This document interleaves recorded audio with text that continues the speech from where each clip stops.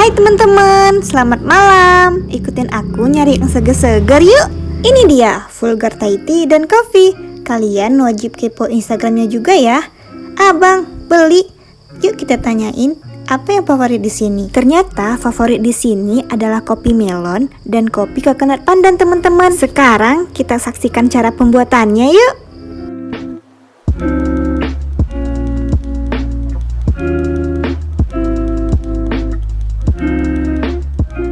Minumannya sudah jadi.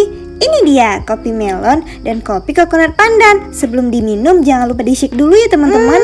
Ternyata teman-teman perpaduan antara ingredientsnya pas banget. Jadi minumannya itu mangetat. Kalian wajib coba ya. Lokasinya ada di Lam Dingin, di samping Hotel 88 atau berseberangan dengan Mie Ayah.